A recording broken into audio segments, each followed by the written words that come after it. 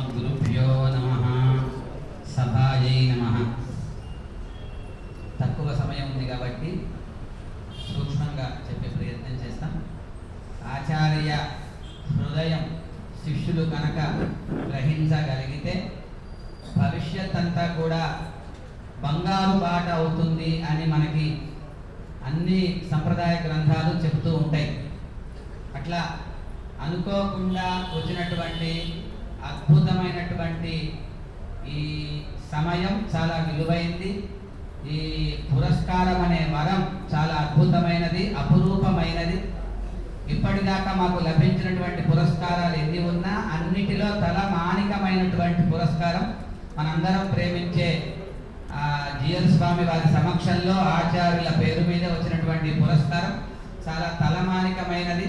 ఇక్కడ వచ్చినటువంటి అందరితో కూడా ఎవరెవరిని ఎలా సెలెక్ట్ చేస్తున్నారో మా శఠారి స్వామి వారికి తెలియదు, కానీ అందరితో సంబంధాలు కలిగి ఉన్నాయి, ఆగమాలతో సంబంధం కలిగి ఉంది. ఇక్కడ మాకు ఇందాక చెప్పిన లక్ష్మణస్వామి వారి తండ్రి గారు సంపత్ స్వామి గారు, ఇందాక చెప్పినటువంటి మోటూరు గ్రామంలో 92లో జరిగిన ప్రతిష్టలో దాసుడు కూడా అక్కడ గుడివాడ దగ్గర ఉన్న మోటూరులో ప్రతిష్ట కార్యక్రమంలో పాల్గొనడం అది ఇప్పటికీ మాకు గుర్తు.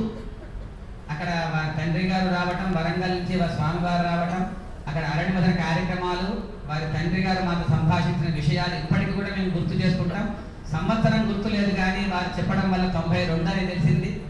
అట్లా అప్పటి నుంచి కూడా ప్రతి ఒక్కరితో చాలా చనువుగా ఉండడం.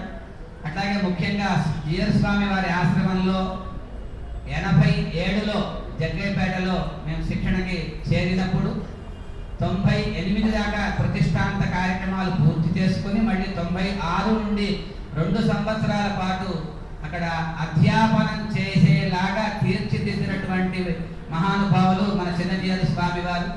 మీరు ఆగమం నేర్చుకుంటే సరిపోదు, అది నేర్పేంత వరకు ఎదగాలి. అధ్యయనం దేనికోసం అని ప్రశ్నించేవారు అప్పట్లో. అంటే సమయం చాలా ఉండేది కనుక ఎందుకు నేర్చుకుంటున్నావు? అర్చకత్వం అంటే జీవనం గురించి ఐటెన్ పనికిరావుకో. దేనికి నేర్చుకోవాలి? మరొక్కరికి నేర్పడం కోసం. అధ్యయనం అనేది మొదటి మెట్టు, అధ్యాపనం అనేది చివరి మెట్టు. అక్కడి దాకా ఎదగాలి అని 96 నుండి 98 దాకా 2 సంవత్సరాల పాటు, అప్పుడు సుమారు మాకు 17-18 సంవత్సరాల వయసే అయినా ప్రతిష్టాంత కార్యక్రమాలు పూర్తి చేయగలిగేలాగా శిక్షణనిచ్చినటువంటి మా గురువు గారు సముద్ర రమాకాంతాచార్య స్వామి వారు, ప్రతిష్టా భాగంలో చిలకమల శ్రీనివాసాచార్య స్వామి వారు. ఇక్కడ వారి దగ్గర శిక్షణ పొంది ఆగమ రహస్యాలు చెప్పుకొని 2 సంవత్సరాల్లో ఆగమ బోధన చేసే అదృష్టాన్ని కలిగించి 2000 సంవత్సరం నుంచి హైదరాబాద్ వచ్చిన తర్వాత స్వామి వారితో బాగా సాన్నిహిత్యం ఏర్పడింది. 2004 నుంచి చాలా అద్భుతమైన కార్యక్రమాలు వారు మంగళాశాసనం చేశారు. ముఖ్యంగా ఈ క్షేత్రంలో ఇక్కడ మేము 2012, 2022, 23 అనుకుంటా సుమారుగా ధనుర్మాస కాలక్షేపం చేసే అదృష్టం మాకు ఇక్కడ దక్కింది. అందరూ కూడా గుర్తు చేసుకుంటూ ఉంటారు. ఆ సమయంలో మనకి అనుకోకుండానే పిలవకుండా వచ్చినటువంటి మహానుభావులు మన రఘునాథాచార్య స్వామి వారు ఒకసారి అనుకోకుండా సాయంత్రపు వేళ వచ్చి, ఆ రోజు సుమారు మేము అనుకుంటా వరుత్తి మగనాయి పిరంద్ అనే పాసురానికి మేము చెప్పే అర్థాన్ని అక్కడ తీసుకున్న ఫోటోలు కూడా ఇంకా మా ఫోన్లో ఉన్నాయి. ఆ రోజు అక్కడ దానిలో ఉన్నటువంటి మాధుర్యాన్ని, రహస్యాన్ని, పాసుర అర్థాలనే కాకుండా లోపల ఉన్నటువంటి నర్మగర్భితమైన రహస్యాలని నేటి సమాజానికి అందించాలి. అది కూడా ఈనాటి తరానికి అర్థమయ్యేలాగా చికాకు కలిగించకుండా సులభంగా అందించాలి అంటూ మార్గ నిర్దేశం చేసినటువంటి మహానుభావులు రఘునాథాచార్య స్వామి వారు.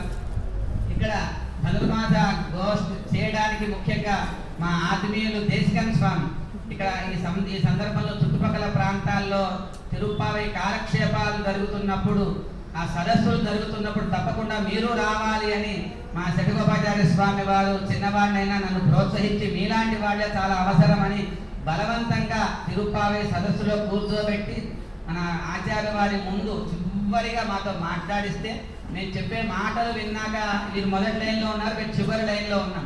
మేము చాలా ప్రాంతాల్లో జరిగినటువంటి తిరుప్పావై సదస్సులో, అట్లాగే రంగనాథ స్వామి క్షేత్రంలో అట్లా వంగి చూసి, నువ్వు యాజ్ఞగా చేసే కిషోరివే అనుకున్నాం, తిరుప్పావై చెప్పగలిగే కేసరి అయ్యావా అన్నారు ఒక మాట.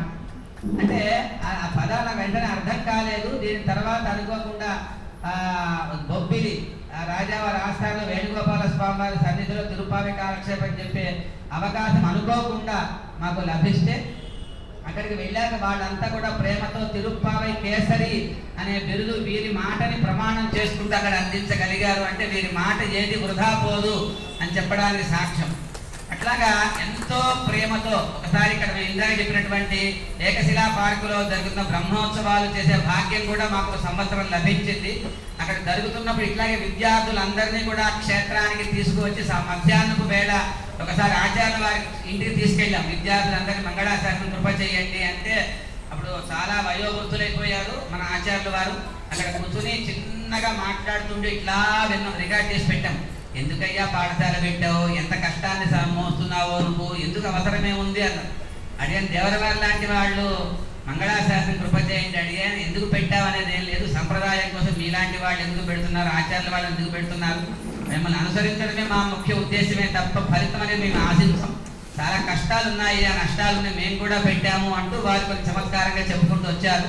అంటే నేనేదో భయపడి పాఠశాలను తీసేస్తానేమో అనుకున్నారో ఏమో, లేదడియా ఖచ్చితంగా నిలబెట్టాలి. జీవన్ స్వామి లాంటి వాళ్ళు చెప్పబట్టే కదా నాలాంటి వాళ్ళు వచ్చారు, మేము చెప్పడం కోసం విద్యార్థులు తీసుకొచ్చాము అంటే వారు రచించినటువంటి అన్ని గ్రంథాలని అది ఇప్పటికే మాకు గుర్తు. వారే కుర్చీలెక్కి పైన ఉన్నటువంటి ఆ లోపల గ్రంథాలన్నీ తీసి అన్ని అందించి వీటన్నిటినీ చదువు ఉపయోగపడతాయని చెప్పినటువంటి రోజులు మేము మరచిపోలేము. అదన్నీ గుర్తున్నాయి. కానీ అనుకోకుండా వచ్చినటువంటి మనకి రామచంద్ర జీవ స్వామి వారు కూడా ఒకసారి వరంగల్ తర్వాత జరిగిన మహాలక్ష్మి యాగాల్లో ఇష్టి యాగాల్లో యాగశాల కైంకర్యం మాకు అందించే భాగ్యాన్ని కలిగించారు. ఇక మేము బాగా ఇష్టపడే జీవ స్వామి వారి సమక్షంలో మిమ్మల్ని ఆశీర్వదించినటువంటి ఆచార్యుల వారి పేరు మీద వచ్చినటువంటి ఈ పురస్కారం అనేది మాకు తలమానికమైనది. మా యొక్క బాధ్యత మరింత పెరిగింది అని మేము తెలుసుకుంటూ మరింత సంప్రదాయ శిక్షణ మేము పొందుతూ, సంప్రదాయ శిక్షణ అంటే ఇంకా మా విద్య ఆగిపోలేదు, మరింత సంప్రదాయ గ్రంథాలు సేవించాలి. ఆ సేవిస్తూ భవిష్యత్ తరాలకు అందించడంలో వెనకాడము. ఆ వెనకాడకుండా ఉంచడానికి ఈ పురస్కారమే మాకు వెన్నుదన్నుగా ధైర్యాన్ని అందిస్తుంది. ఇటువంటి వరాన్ని మాకు అందించినటువంటి మా పురుషకార భూతులు మా చటగాపచార్య స్వామి వారికి శతధా సహస్రద ప్రణామాలు సమర్పిస్తూ, మా ఆచార్యుల వారికి సాష్టాంగ దండవత్ ప్రణామాలు సమర్పిస్తూ, జై శ్రీమన్నారాయణ, జై గోవింద.